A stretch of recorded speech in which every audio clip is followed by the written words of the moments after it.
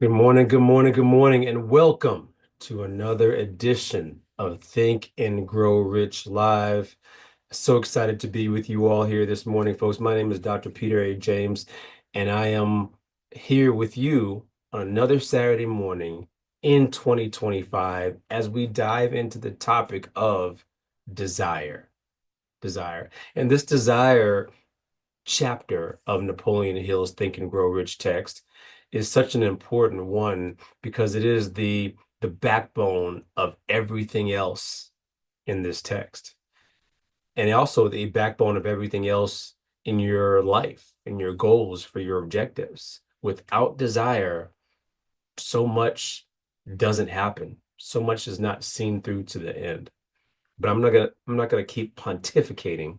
I'm gonna actually bring in our distinguished angels, or angel in this case, and Galen Bingham, the leadership strategist. Come on in, my friend. How are you doing this morning? Fantastic, fantastic. Looking forward to this conversation because to your point, desire is the cornerstone of everything. It's like whenever you have plans that aren't succeeding, it might be because of the plans, but usually it's because we don't have a clear definition of our clear vision of our desire. So I can't wait to have this conversation with Karen. She is absolutely one of the key people to help us understand not only how do we find our desire, but how do you develop a burning white hot desire so it will carry you through those tough times. So can't wait to get into this conversation. Yeah, excited. And our third distinguished angel, Anne McNeil, where in the world might she be today there, Galen? How do we know if she's with us? I think actually she's in on parts unknown. She's always with us, but she's not here, if that makes sense. I know she's letting us run this show by ourselves. I'm sure she's watching, but here this is our opportunity to pretend to be Ann McNeil. This is our opportunity. So listen, let's go ahead and dive on in on this party that we're going to have, this desire party. And we're going to bring in Karen Weaver. I'm going to go ahead and read her bio a little bit to let people know a little bit about who she is, her accolades, the success that she has been. Karen is an award-winning author, an accomplished publisher, TEDx speaker, and a Napoleon Hill Institute coach. That's huge. Renowned for her insights on mindfulness, intention, love, gratitude, forgiveness, and belief. She has authored over 40 books spanning genres such as novels, motivational literature, children's books, and journals. Her life philosophy highlights the transformative power of combining these principles to unlock human potential. As the founder of a successful publishing empire, she has turned major authors and built a credible brand, leveraging her knowing methodology to turn dreams into reality. Her 7 life principles guide personal growth and fulfillment, inspiring others to embrace the magic of life through her teachings and her stories. Hey, folks, without further ado, let us welcome in Karen Weaver. Karen, good morning or good evening, should I say to you. How are you doing today? I am doing great. Thank you so much for having me and for being so kind with your words. Yeah, absolutely. Oh my goodness. So Karen, I'm gonna let our audience know right away. You are not here in the US. You are on another part of the world. Tell us a little bit where you are from right now and what's going on in the environment where you are. Well, we are in a heat wave in Perth, Australia. So, and my accent you can probably hear is not Australian, it is Irish. I have been blessed to live in Australia for 17 years this year, and I get to go back to Ireland every year. So I'm very lucky. Very nice. Ireland's actually one of my favorite places on the planet as well. I've never been to Australia. I'm hoping to claim that as well one of these days for sure. But you're very excited to dive on into a little bit of your past, but even more importantly, diving on into this desire chapter of Think and Grow Rich, and even inquiring a little bit of you about how this and how and why this chapter is so important for the text, but also for people and their goals and their objectives as we have just begun a brand new year. All that being said there, Karen, tell us a little bit about your background if you could. And maybe even here's a great first question, how you were introduced to this phenomenal text. Absolutely. So I'm a mom of six, so I have the honor and joy of being able to be home based and build my empire through here. And that would not have happened if it were not for a burning desire. So I happened to come across Think and Grow Rich quite recently, actually. It was only in 2021. So I had been writing for 10 years. But I had been unknowingly living the principles. And so it blew my mind whenever I found this book and delved into it and found so much synchronicities in my life since I had a spiritual awakening in 2007. So it was just amazing and profound because I had been writing a book called Master Gifts. And, I had intention, and that's desire, and I had knowing, and that's faith. And then I had mindfulness, it was all of these things, just probably softer because, the feminine. But so it's such important to know that Think and Grow Rich is at the foundation of all self-development books, whether we know it or not, and a lot of the big guys out there have learned from Think and Grow Rich. It's the foundation of their success. That's why Think and Grow Rich is, I've just been absolutely living it since, and that's why I'm so proud to be part of the NHI family, the Napoleon Hill Institute family, where we just live and breathe these principles, and we see it transform people's lives every single day. It's amazing. Yeah, I love how you said I'm going to bring Galen into the conversation. Galen, you and I both know already that, so many people who are ultra successful, a claim to their fame, a claim to their success trickles back to this book, this text that we are diving into day in and day out. Galen, come on in and let me introduce you to Karen there, Yeah, Galen. yeah, absolutely. I love your story. I love how, and I've done this as well. Spend all this money to attend emotional intelligence training with Daniel Goleman and some of the big names, and you realize that the principles that you're learning tie back to this text that was written in 1937. So I got a question for you. When did you start to appreciate this book as being more than just a book? Because I've got, I don't know, hundreds of books that I like the title, so I bought the book, or I like the title, I read the book once and it's on my shelf. I don't have very many books that I come back to weekly and read it over and over and over again. When did this become more than just a book for you?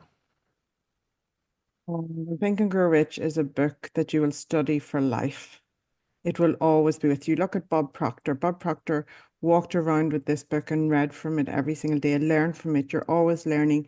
It can be quite a dense read for someone who's just discovered it, and you do need to read it about 3 times for it to start really resonating. But you will, as you evolve and as you grow, like I read it differently now than when I read it back in 2021, 22.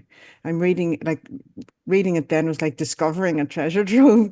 Now I'm reading it and I'm learning and I'm teaching from it, and all of the things that are resonating with me now on my journey. So we bring in different things. I always say that whenever we discover something, that's just when we've got this beautiful lens, and we need to talk about it then when we discover it, because what we're discovering is golden nuggets. And that's what Think and Grow Rich was for me. It's affirmational, and to know that, you can, like, Napoleon Hill shares teachable moments through the power of story.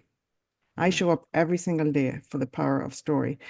Teachable moments and story is where people really learn. And he's worked with over 500 people. He's interviewed them, and taken all of his findings and spent 25 years bringing this book together for us to read, to learn from.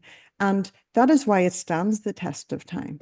That is why it's on our shelves forever. That's why we have so many different amazing special editions of this book and so many little post-it notes inside it and penned out, because there's so much in this book to get takeaways from. So it's just one of those amazing books that you will forever be referring back to. It is indeed that there, Karen. And thanks for so much for even giving us a little bit of the backdrop. What we usually do around this time is we introduce a video that kind of goes through the 13 steps, 13 principles that are detailed in this book. And for those of you who are friends of the show, you know this video very, very well. It gives a solid overview of these principles, of these steps. I encourage you all to take a listen today and really ask yourselves as you go through each principle, how you're doing in those areas, how you might need to level up to a certain extent. So give it a listen, take down some notes, and we'll dive right back into this conversation with Karen. Number 1 is desire. Napoleon Hill said that everything starts with a burning desire, a compelling reason for doing what it is we do. Step 2 is faith, having belief in our ability to attain that which we desire. Step 3 is what we call autosuggestion. Autosuggestion simply means being very intentional about the things that we are pouring into our thoughts, into our brains, and into our consciousness. Our brains, our minds will receive everything automatically, but we have to work extra hard to make sure that the positive things are what we are feeding ourselves, because those positive thoughts are going to turn into positive actions. Step number 4 is specialized knowledge. No one person knows everything, even about whatever their particular area of expertise might be. And the value of the mastermind principle is using the specialized knowledge of other people. Step number 5 is imagination, the workshop of the mind. Everything starts with our imagination and our thoughts, the burning desire to transform those thoughts into our reality. In order to do that, we have to take a look at step 6, which is organized planning. That is how we crystallize our desire into action, organizing ourselves. Having the thought and not acting on the thought isn't going to get us anywhere. We have the thought, we go through the organized planning to transform that thought into action. Step number 7 is decision. What Napoleon Hill said is the mastery of procrastination. Napoleon Hill said that the antidote to procrastination is simply to make a decision and then move on that decision. Step 8 is persistence. We have to have a sustained effort which is induced by our faith in order to achieve our goals. One of Napoleon Hill's books I love, even the title, 3 Feet from Gold. Those people who became rich during the gold rush in the Wild Wild West days didn't do that because they were necessarily smarter or had better information than anyone else. It's because they stayed just a little bit longer. Sometimes people left when they were just literally 3 feet from gold. So hanging in there, being persistent, is step number 8. Step number 9, the power of the mastermind, the driving force. None of us can accomplish anything on our own. Everybody, I don't care who you are, from the most prominent person to the person who might be considered the lowest on the totem pole, everybody has someone who helped them get to where they are. And the power of the mastermind is being able to use those influences around us, use the thoughts, use the knowledge, use the exploration of other people to help us in achieving our goal. Step number 10, the mystery of sex transmutation. This title can be a little confusing, but essentially what the mystery of sex transmutation means is that we oftentimes in our society think of sex as being purely physical. It is absolutely physical, but what Napoleon Hill teaches us is that sex also has an emotional element, and that sex is the strongest of our desires. That if we can take our sexual energy, transform that into positive, creative influences, it can propel us to new heights. And so we spend quite a bit of time talking about the mystery of step 10, which is sex transmutation. Step number 11 is the subconscious mind, which Napoleon Hill tells us is the connecting leap between our human mind and the infinite intelligence, the source of all thought, the source of all creativity. Conscious mind, we spent some time talking about how we use that through the influence of autosuggestion and what we're feeding into our mind. Step number 12, which is the brain, the broadcasting and receiving station of thought. Final step number 13, the sixth sense, the door to the temple of wisdom. This is the final step through which infinite intelligence may and will communicate voluntarily without any effort from or demands by the individual. The principle is the apex of the philosophy. It can be assimilated, understood, and applied only by first mastering the other 12 principles. Yeah, folks, you've seen that video before. If you watched the show, you know those 13 principles well, but I wonder what your actions and behaviors look like around those 13 principles. I'm gonna bring Karen back in. And Karen, years ago I was in sales and I was in an organization, and 2008 happened. There was a big global financial crisis. And I remember it distinctly. And I remember I survived 3 layoffs slash reorganizations within a span of 18 months. And it put a very bad taste in my mouth. And I made up in my mind that I got to do something about this. I can't put all my eggs in one basket. In this case, I can't put all my eggs in an organizational basket. So I was determined. I had that desire to ensure that myself and my family were taken care of, not from the organization, but from me moving forward. And so it took a few years, but I was able to shift that narrative. I would love to hear, even especially as we're in this desire chapter, what this desire principle looks like for you to a certain extent, how it has been manifest in your life. Yeah. Thank you for sharing that, Peter. It goes to show we all go through adversities in life, don't we? No matter who we are, we all go through different levels of adversities. And one of the things that I have, and I would just love to share because it's important, is that where we are at in life, as in how close we are to the line, if we are in a nice high vibrational energy, when we fall, we won't fall too low. But when we fall and we fall below the line and hit rock bottom, that's it's a big time in somebody's life. And usually when you hit rock bottom, you have a burning desire to never hit rock bottom again. And I experienced that in my life. I went through PTSD. I just really, and I was very fortunate because I had worked in mental health for 4 years, so I understood what was happening to me.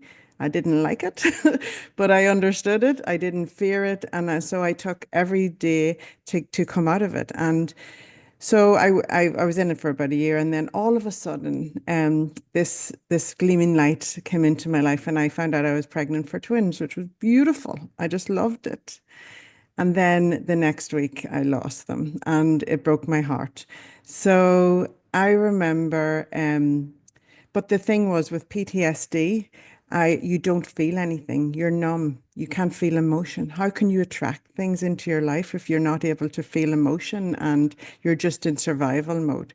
So whenever I had that really big thing happen in my life where I lost the babies, I cried. I was filled with emotion, and I cried for days, just for the babies, but also for the year I had lost in PTSD. I was very much an extroverted, light up the room type of person before that. And I had 2 boys as well, so I was very lucky. I had a 10-year-old and I had a 1-year-old, so I was very, very lucky and blessed. But something shifted within me whenever I came out of that, and I said, do you know what? I am going to claim life and live life to the fullest and get what I can out of it. And I don't care if I have 20 more babies once they're happy and healthy. And I have since went on to have 4 beautiful girls. And so that shift in perspective for me took me out of a dark period of life and straight into the light. And it felt like I was a butterfly, just opening my wings. Everything started to go right. I got pregnant again within a month. We planned to get married. We finished building a house. We got our visas to come to Australia. Everything happened within the next few months. And by September, we had moved to Australia, not knowing that, anybody here, but just had this burning desire and this unwavering faith that it was exactly the right step we were supposed to be taking. But the thing is that it always seems irrational to the outside world. So if you have a burning desire, please don't let people judge you for it, because it will always seem irrational to the outside world because it's too big for them to comprehend. But if you have faith and you have a knowing feeling within you that this is your next step, always have the courage to take it. Karen, wow. Wow. So many follow-on questions I have. It would be Yeah. unfair for me to bombard you with them all right now because Galen's in the room here with us for sure. So I'm gonna bring him in, but I do have some questions, especially as it relates to desire and some things that we're going through. You mentioned the PTSD, how to navigate that, because I'm sure some of our listeners may be experiencing some emotional challenges or some even mental health challenges to a certain extent. But we'll come back to that. Galen, I'm gonna pass the baton over to you, sir. Yeah, I loved how you continue to distinguish between a desire and a burning desire. So I would really love for you to get into that more, because there are a lot of things that I would like to do that I'd be interested in doing that I want to do, but there are just a handful of things that I have a burning desire for. How do you distinguish between something that you want to do, that you're interested in doing, and something that you have a burning desire? Or how do you, what's the difference between? Because you will do anything to get it without compromising your core values. Of course, I always recommend that. Otherwise, it's never fulfillment when you receive it. But a desire, like we all have desires. I have them all the time. I'd like this, I'd love that. But a burning desire, you feel it within you. You can't think of anything else. Inspired thoughts are coming in to help you ignite this, keep this flame alive, and once you step in and say, okay, I'm in, all of these opportunities, it's as if you've opened a floodgate.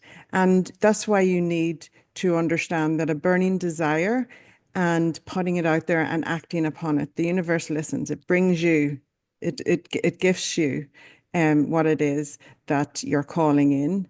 It gives you the tools, and every step will guide you along the way. You have to have full faith. No room for fear or worry. You've got to say, it'll all work out. It's okay. I'm on this journey and I'm here for the journey. And there will be adversities, Gillian. There's always adversities, because we have to grow into the person who we are, need to be, so that receiving that burning desire is the very next step. So there'll always be adversities, and they're not negative. They're just there to help us grow. I love it. I love it. You know, as I was listening to you, I was getting this image of um, everything being about energy. Yeah. And if you consider yourself to be a magnet, the stronger Mhm. your magnetism, the stronger your desire, the more you can attract those things to you that are on the same frequency, or that are consistent with your goals. And that vision just came really, really clear as I was listening to your story. So thank you for that. Peter? Amazing. Karen, thank you so much. It's making me go back to the text, and I'm looking at a sentence within this desired chapter, and it states just this. And again, this is for the audience as well. Every adversity brings with it the seed of an equivalent advantage. As I go back to what I had mentioned earlier about emotional challenges, mental health challenges, and then this desire, or even this burning desire, as you and Napoleon Hill have mentioned, how challenging is it to overcome those things that you feel like are roadblocks, obstacles, and hurdles in order to get to your goal, get to your objectives? Maybe some tips or some suggestions that you might have for our audience who may be going through a little bit of this. Absolutely. Well, whenever you're in survival mode, it's tough. Life can feel tough. It can feel that everything's against you. but there's always a light. And so if you focus on the light in every day, whether and be grateful for it, then it grows, you know? So it's like trying to take life's not out to pull you down all the time. It may feel like that, but what people need to understand and what Think and Grow Rich shares so beautifully is that, and I love that you shared that line. Everybody needs to highlight that line because lots of people suffer in life, and we always suffer in life, and some will suffer more than others. But what people don't understand is that there is that equal thing ready for us to call in, or and we can help people through it and serve through it, help ourselves with it. And the more we help ourselves, the more we shine the light on others as well, and on ourselves. And a lot of it's an inside job. So you've got to have the courage to go within, because I'm a great believer in that you go within for the answers. They're all there ready for you to help you out of that tunnel. Go within. I call it my cocoon period when I was in PTSD. I went in and I'd done the work. I didn't shy away from it. And I came through the tunnel out into the light, because a lot of people get defined by mental health and PTSD for a lifetime. And I have seen and witnessed so much of it because I worked in it. And it's tough. It's so tough for the people, but it is about making that choice and that burning desire to come through it. There was no way I wasn't coming through it. I understood it, so I didn't have the fear. I was very blessed, but I had a burning desire that this was not going to define the rest of my life. And so I done the work and I worked through it. And I got, I called it in. I called in all of the beautiful things that I got to experience, because it's there waiting for you. There is a seed of equivalent benefit for you waiting, but you have to call it in. You have to accept it. You have to open your arms and receive it. And it's so important to just have that belief in yourself that you are worthy of it, because a lot of, there's a lot of, we're very hard on ourselves, I believe, and self-worth is a big thing, especially with mental health, but we're all worthy. Everyone is equally worthy. So step up and claim it for yourself.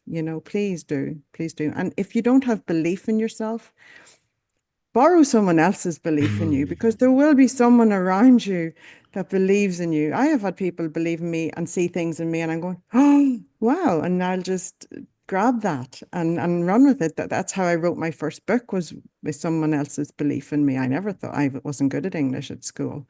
I never thought I could ever write a novel, like really. But I took someone else's belief and took the step into it. It's just about the next step. The magic is, they always talk about the magic is outside of your comfort zone. You don't have to take a run, leap, and jump. A little sidestep, a little comfortable sidestep out into it, but you do have to push yourself a little outside of your comfort zone to experience the magic of life that's there ready for you to claim it. I Yeah. love Yeah. it. I love it. I got to jump in. I got a question for you, Okay. because we got a mental health expert here. Beautiful. One of the things that I remember from the text is, it says you don't necessarily get what you want, you get what you focus on. And very often we have very, very clear visions of what we don't want. So we'll Mhm. focus on, I don't want to be poor. I don't want to be in bad health. I don't want, and the text talks about, if you say, I don't want to be poor, you're actually focusing on poverty. Yes. As opposed to focusing on what you say you want, you're going to attract more of that thing that you focus on. How do you help your clients? How do you help, maybe through your books, how do you help people get the language right so that their brain knows what it is that they want, rather than the brain knowing what it is that they don't want, which is actually Mhm. their focus? It's about becoming mindful and aware of your thoughts. It can be overwhelming, but there is hacks like a positive mental attitude, because in that moment you can't have a negative and a positive thought at exactly the same time. You're choosing every moment what you choose. So it's going to take a little bit of practice. But if you say, okay, today I'm going to try and have more positive thoughts than negative ones, and I said people are so hard on themselves, but it's a choice, and it is something that can be learned. You can unlearn the bad habit of the negative thoughts, and you can relearn. You can learn positive. We don't come into this world negative, or we don't come into this world with, we come into this world in awe of it, So let's find a little bit of that magic and start to create a world that you are in awe of again, because it's there waiting for you to claim it. And I know it's hard whenever you're experiencing struggles. It's really tough, but there is hope, and you've got to have faith that you can step into it, because it is there for you. I promise you, if you start thinking more positive, you're going to experience a more positive life. And you need to trust yourself and trust that you will be guided, because you will be. Wow, Peter, man, she sounds like one of our coaching sessions, man. This is this is some good stuff, and I'm reflecting on. I have a colleague of mine. He's a doctoral chair. He had a candidate who was working with him, actually working on their dissertation, and they lost their significant other, and they lost their significant other's mother within the span of 2 months. Mind you, they're working on their doctorate, their dissertation, and there was a level of depression that crept in, and I'm not quite sure how it ended off. I don't think the individual continued. Is that almost attributed directly to desire or burning desire? Or listen, we're human at the same time. Life happens, and that situation unfathomable to me. How to even break through that, because it's cloudy, you're trying to make it through each and every day. God forbid you have a child or anything like that, to now you're trying to navigate so many different areas of life, and then still try to think and grow rich, Yes. right? Well, there's going to be times in life where we have to have the power of the pause. Mm, I was on a total trajectory. yeah. You know, I've been traveling the world. I was hosting events. I'm the publisher for the Duchess of York. I'm doing lots of wonderful things. And then my daughter got diagnosed with Mhm. type 1 diabetes and nearly died on me. And I found myself in ICU. The world stopped in that moment. And I remember I was writing for Forbes at the time, and I wrote an article, does your life allow you to pause when needed? It was such a profound thing, because as entrepreneurs, as business people, we're out there, we're juggling all of these things. But when everything comes crashing down, of course you're going to be there. Of course it's going to shake you to your core. Of course it's going to make you question everything. But I think in those times, it's not a time to make life decisions. It's a time to pause. It's a time my daughter needed me to pour so much motherly love into her so she could heal. I believe so much in the power of love. And love is the super fuel of all success. And the success I needed in that moment was for her to heal. I know that whenever somebody passes away, but there's grief to heal. There's grief to heal in all of those hearts, and that takes time. And there's no one size fits all for that. So you've got to go through the motions, but you can't give up on yourself, and you can't give up on life. The person that passed on would never want you to. They would be so sad to see you, but they would understand that you would be sad in your heart that they've gone. But it's so important for you to not lose yourself in it, to find something and find some richness in life, because Think and Grow Rich is about finding richness in life and about peace of mind. I love Napoleon Hill's last book, Think and Grow Rich with Peace of Mind. I believe it's one of his best books. I just love it because it brings in some spirituality, and we are all spiritual beings here, living life and experiencing real things. And it breaks our hearts. Our hearts are going to get broken along the way. And we have to have the power of the pause, not make big decisions, but just transition. Remember, these times are there to help us recalibrate, realign, and set new goals. What is it that we now want? What is our burning desire? And it's okay that that changes throughout our life. Goodness, we're not going to want the same things all of our lifetime. We shouldn't want to, because life's for living. It's an adventure, but it's not going to be climbing mountains all the time, you know. We're going to have to take camp sometimes, and it's going to be sad, and we're going to feel the emotions, but it gives us the opportunity to really appreciate and be grateful for the good times, because there's a lot of them to behold in our lives. Sorry, I'm on a tangent. Yeah, hey, I want to jump in right quick there, Peter, That's because good stuff. I want to tie back to something that you said earlier in this conversation about life being a choice. And Mhm. very often when we're in the midst of things, we feel like I've got all these things I have to do, right? I have to meet with this client. I have to do this report. I have to meet this deadline. And we feel like we are at an effect to things around us. But when something happens with your family, with your daughter, you had the ability to cancel all that stuff and focus on what's most important. And so, my question to you is how can we take more ownership of our life in those non urgent times and choose what we want to focus on rather than feeling like I have to do all these other things? When in reality, if there's a crisis, we're going to cancel all that stuff because it's not important and we're going to focus on what's most important. Well, firstly, you take ownership of yourself and you honor that, because why would I just come back to it? I cannot show up in that energy and serve well. You know, I'm not serving anybody in that energy. So it's important that I pause and stop and just explain this is what happens. And most people are amazing. They really are amazing. They actually like, how can I help? Let me know if I can, you know, people don't feel disappointed. They understand because they have empathy and are, you know, whenever we surround ourselves with people who understand that, and those are our clients and all of that. I have a lot of authors, you know, they're just amazing.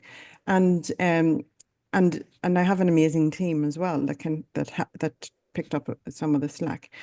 But it is about leading with you first. You are the person, and we are so many people are so hard on themselves, and I know, you know, you're going, oh, I don't want to let people down. It's a human instinct, but you're letting yourself down if you Mm. do not take the time to recalibrate, because the healing process will take longer. If you pause, recalibrate, allow your heart to heal, catch up, or whatever it is in that moment needs to happen, you will heal quicker and get back on track faster. And at the higher, you'll be so much, you'll have your energy back. Yeah. I do it if I'm having a down day, you know, I'm human. If I'm having a down day, walking on the beach, you know, I close over my diary, I say, you're not going to get the best of me today. I'll do double tomorrow. And tomorrow I will tick off every box super fast and with the best enthusiasm and energy. But if I'm having a low day, it's everything's going to go wrong. So I may as well pause because otherwise it doesn't, yeah, end well. Got it. Love it. Love it. Dr. Peter? Good stuff. Wow. A lot of stuff coming through the chat over on YouTube world. Want to make Hello, sure that we everyone. acknowledge some of our audience out there. Diane, Carla, Lord Jackson, Xavier, Miss Smitty. It's good to see you this morning. Shannon, Lynn Whitfield, see you there. Monique and Laverne, good morning to you all. Thanks so much for listening in. Karen is dropping some gems on us today, and this is awesome. Karen, you alluded to others, which I'm thinking of the mastermind principle, how it's so important to have a network, but also to surround ourselves with others. Going back to this conversation, where we have that desire, we're pressing towards our objectives and our goals, but life happens. A question was asked, sometimes life doesn't let you pause as you need it. Here's an example. Mhm. I mentioned earlier, you have kids. You're going through something, but you have kids, and you still have to be the parent. You Mhm. still have to be sometimes the sister, or maybe even sometimes you have to take care of your parents Yeah. and still take care of you. I see the importance of having others, surrounding yourself with people who can help strengthen you, provide you that motivation. Talk to us a little bit about in that instance Mhm. how others are so important, but how you can do better with that pause, even if that makes sense. I'm sorry, that was loaded, but hopefully you got the gist of No, I it. got it. I got it. I got it. It's all good. So, absolutely. Well, whenever my daughter got sick, it wasn't about me, it was about her. So but I had to make sure that I kept myself as well as I could so that I was able to pour into her. And also, I have 6 children, so it was, I had to navigate it all. But to have that support around and to ask, guide people, because people need sometimes guidance. Say, hey, could you do this? Hey, could you do that? If someone reaches out and offers help, go, yeah, sure, please, thank you. That's when you see the beauty in community and in people is in these moments. You see it whenever there's an absolute disaster. People come and you see so much love beaming that it heals the situation and people feel healed. That's what happened whenever I experienced what I experienced. And I know it happens in Ireland, in my culture, and I see it here in Australia. And so as much as it's just heartbreaking and harrowing, you have to see the beauty in it, in that people come together and people step up and show up, and you're going to see the best of people in that time. And so it's just to harness that. And for you, as the main person in your life, it's your responsibility to ensure that you don't hit burnout, because burnout is very ugly and it doesn't serve anybody. So it's important that you do allow time to recalibrate. But yes, you have to manage your time, you have to manage things, but you've got to be easy on yourself, because you're going to do your best. And that's all we can ever do, is do our best. So in those moments and in those times, and it's not just me making decisions, there's doctors making decisions, there's other people around. It's allow people their space to help. Everyone will find their place. So yeah, Yeah, thank you. I hope So that answers it. what I'm taking away from you really quickly is um to try to be as aware as possible of yourself in that state, but also aware of the support network that you have around you and be able to lean on them when necessary. And especially when you're in that type of scenario, do so more than you usually would, because it's so necessary, because you need that. On top of the pause, on top of taking care of what you need to, making sure that you take care of yourself. Because remember, it's a time in life where everything's going to be maybe sad, where things are going to be, things are going to feel heavy. And so you need to allow people to help you lighten the load. Yeah, yeah. Mhm. Some deep stuff here for sure, but it's also very human stuff that Mhm. and I want to make sure that actually I didn't even realize the text that you had mentioned there, Karen, Napoleon Hill, and what you said about when he's taking addressing human issues. What was the name of that text as well? Oh, Think and Grow Rich with Peace of Mind. Think It and was Grow his Rich. last book he published, Think was and Grow in Rich with Peace of Mind. 1970s. Yeah, I definitely have Yeah. to look that up. Galen, you learn something new every day, my friend. Learn something new every day. That really does highlight the value of surrounding yourself with people who are pursuing the same goals. They might be pursuing them a little differently.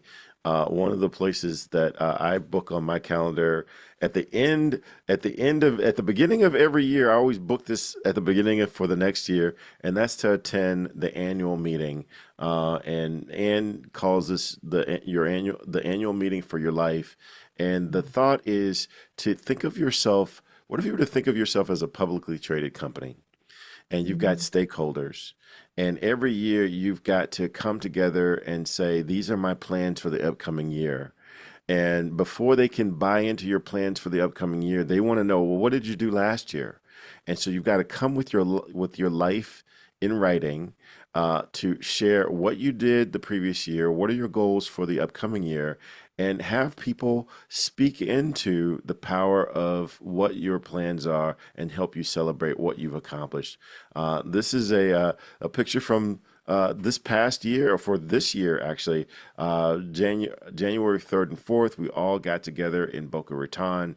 And as you can see, family, Uh, totally bring the young ones, bring everyone there to speak into your life, and don't look past those little bitty ones, because those little bitty ones, they ask the toughest questions because they don't buy into all the excuses that we often give.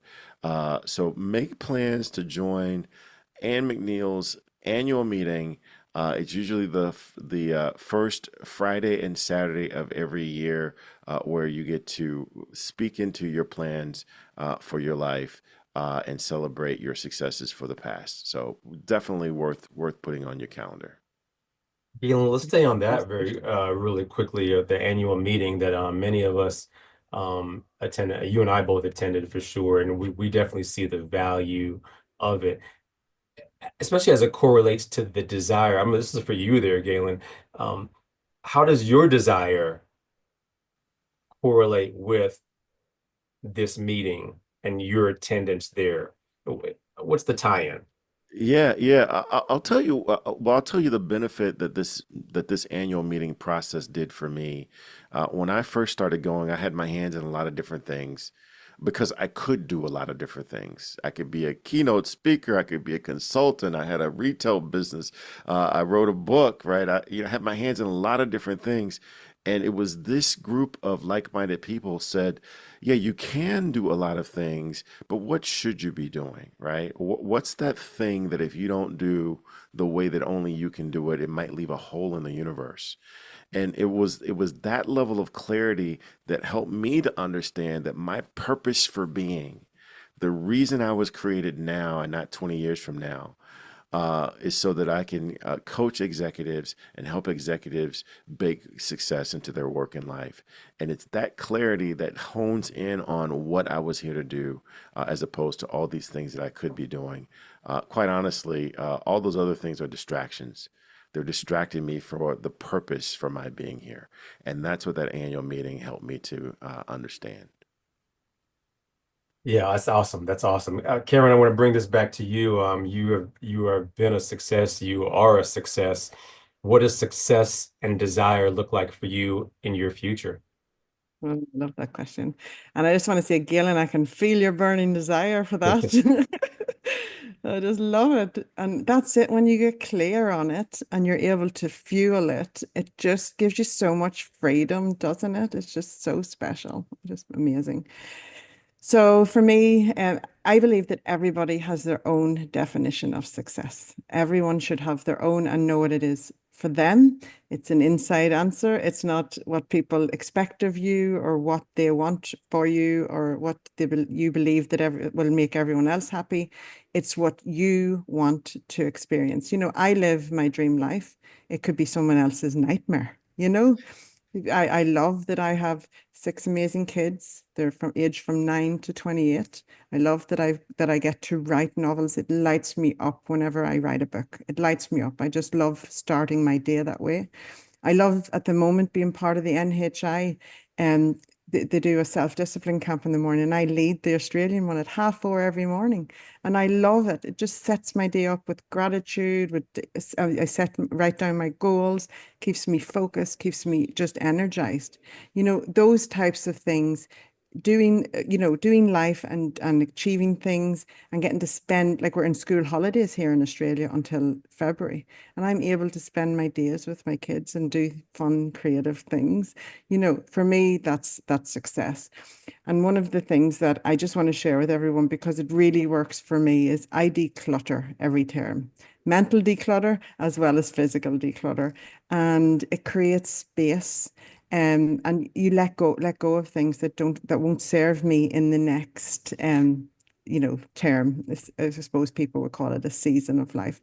Let go of it, because when you let go of it, someone else can pick up on it and can serve them as well. So I suppose an example of that would be I used to host a radio show, and it became a time thing, and it was like, oh, what I wouldn't do for that 1 hour on a Monday morning, and Kira had got sick and stuff. So I said, right, I'm going to declutter and release this with love. And then somebody else picked it up, and it's just was a dream for them. You know what I mean? So it's decluttering those things that may have served us, and then, moving into what's going to serve us next. So I suppose success for me is feeling alive and doing what I love through the power of story. Love that, Karen. I actually put it in the chat. What might you need to declutter in Mm. order to experience your burning desire? Right? Yes. Because there's always some level of, I like to also call it pruning that we need to do in order to, just like we prune trees so that the better and the more fuller shrubs or leaves will come through. What do we need to prune in our lives in order to experience success as we define it? And you're right, success is different for all of us. Mine is freedom. I desire freedom on many different levels. And I have accomplished that. I'm still continuing to accomplish that. Good stuff. Beautiful. Galen, we're getting close to Sir having to land this plane. I want to bring Wow, your that has seats. flown in, hasn't it? It has flown by there, Karen, for sure. Wow. And Galen, listen, I guess we can get going around the room a little bit and talk about some of our aha moments, but also how this conversation has resonated with you, because it has resonated with me on many different levels. Desire, yeah, but even the power of the pause, right? But I'm gonna hand it over to you, Galen. Yeah, I really love this idea of the power of the pause and just being intentional about it, because we can all pause if we're forced to. And that's what we were talking about earlier. If you're forced to pause, we can do it. We should also be able to do that intentionally. We should also be able to say, you know what, 2 Fridays every month, that's just me time, right? Mm. 2 Fridays every month, I'm going to be focused on my family. I'm going to focus on these other areas of my life that are just as important as meeting client demands. Because you can do it. It's about, as Karen said, it's about making a choice. We just tend not to we tend not to choose us, and that's a big mistake. My name is Galen Bingham. I am the leadership strategist. There are just so many ways to get a hold of me. Although you can't find me on Facebook anymore.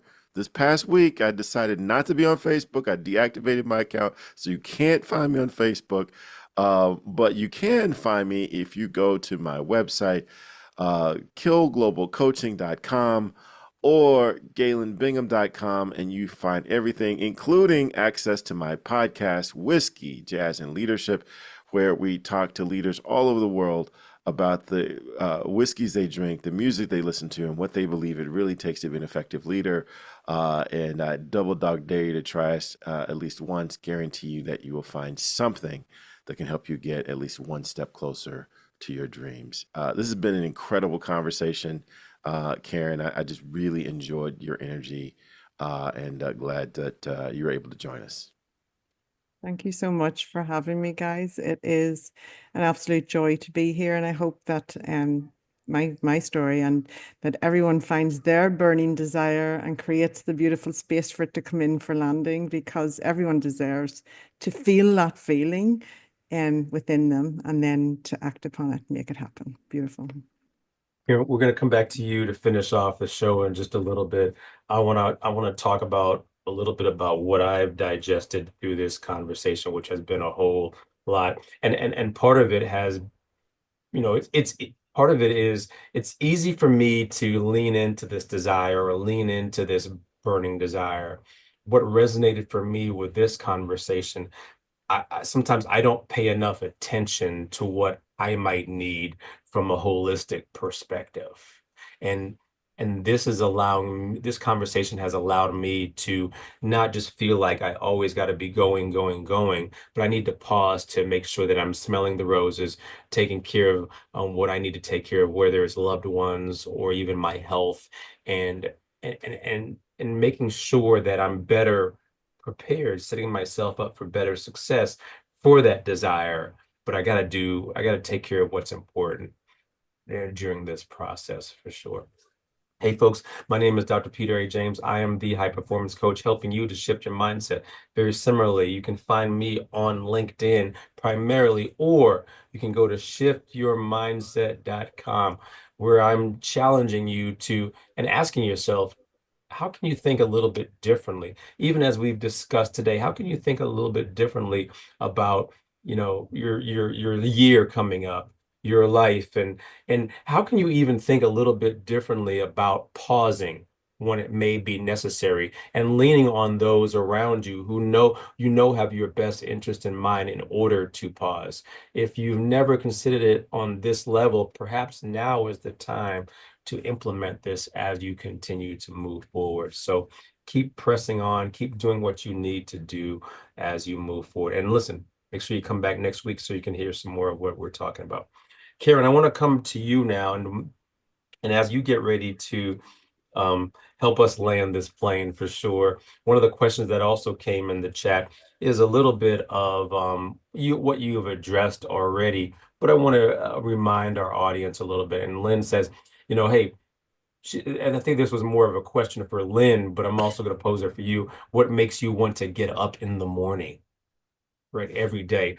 And it's tied to this desire, but it's Yeah. also tied to what's important, your definition of success. So as you get ready to tell us how we can stay in touch with you, please make sure that you address that question as well. Thank you so much. Oh, absolutely. Well, living a life that I love, and having a zest for life. And that is, I just want to touch on what you were talking about there, Peter. You have to keep fueling. You need to build up the fuel and the reserves to be able to keep that burning desire fueled. So I have this wonderful enthusiasm for life. I know what lights me up, writing, hanging out with my kids, doing things that just make me happy within. People do not prioritize joy enough in life. Because where there's joy, you'll find your purpose. Whatever lights you up, that's where it is. If ever you're stuck and don't know what to find it. So you do need to be very kind to yourself, build up your reserves. And then whenever I wake up in the morning, I can't wait to get into the day. I just really am smiling. I'm very blessed. It's not every single day, but like 90% of the year. Like, how lucky am I to be able to do that? I'm very blessed. And yes, life happens. It happens to us all. But when you have a positive mental approach to life, life doesn't seem so much of, you experience the best of life most of the time. So it is a choice, and it's what you'll see. And be very mindful of what you are watching every day, what you're allowing, who the people you have around you.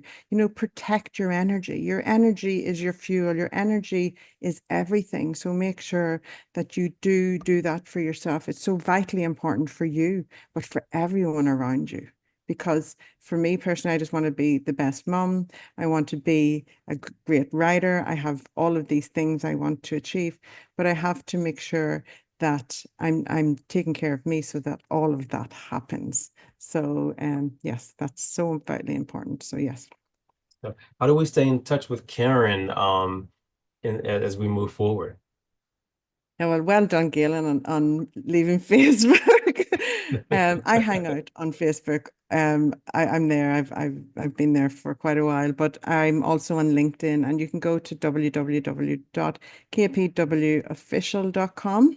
And I have a lot of video content there. All of my TEDx talks are there.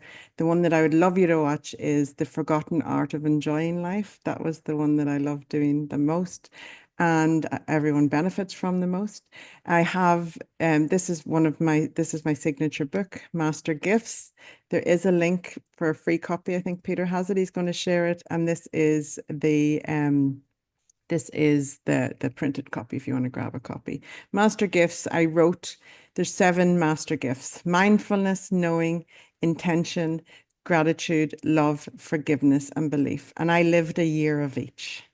And the intent year was amazing. I called it the miracle of intent, that section. And it was the most powerful year. So when you're intentional, but also when you know and you trust your knowing and allow it to navigate you, you make decisions with unwavering faith that they are aligned with where you're going. So I just loved writing this book. The forgiveness year nearly killed me, but I got through it. I found my way through forgiveness. I always thought I was forgiving, and I discovered that I forgive, but I don't forget. And then that's okay. It's okay. So I wrote a very special chapter called Beyond Forgiveness. And that's where beautiful harmony is, peace is, all of the tranquility of life is there. It's beautiful. Karen, this was phenomenal. Thank you so much. What I love about this show is while the principle is the backdrop, we kind of never know how it's going to go. And this was definitely the case with the conversation with you today. You enlightened all of us, or you enlightened our audience. And thank you so much for being with us. We would love to have you back again in the future. So please stay near your phone or stay near Facebook. We may be reaching out to you again very, very soon, if that's okay. Absolutely. Anytime. All right. Thank you so much and have a great evening there. Hey, folks, thank you so much. Another great show.